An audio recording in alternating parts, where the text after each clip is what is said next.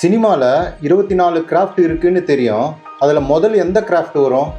அதாவது கோழிலேருந்து முட்டை வந்துச்சா, முட்டையிலேருந்து கோழி வந்துச்சா அப்படிங்கிற ஒரு சர்ச்சை இருக்கு இல்லையா?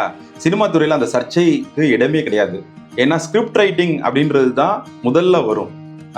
இப்போ 2 எழுத்தாளர்கள் சேர்ந்தோ, இல்லை ஒரு எழுத்தாளர் இயக்குனரோட சேர்ந்தோ, இல்லை ஒரு எழுத்தாளர் தயாரிப்பாளரோட சேர்ந்தோ முதல்ல அவங்க தயார் பண்ண வேண்டிய பைபிள் எது அப்படின்னு கேட்டிங்கன்னா ஒரு ஸ்க்ரீன் பிளே தான்.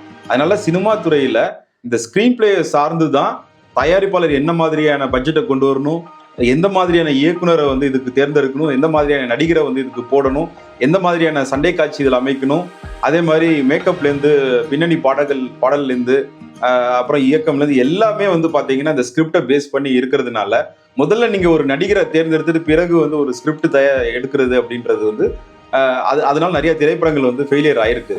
அதனால சினிமா துறையில பொறுத்தவரையிலும் முதல்ல வரக்கூடிய கிராஃப்ட் வந்து ஸ்க்ரீன் பிளே தான். Thank you sir.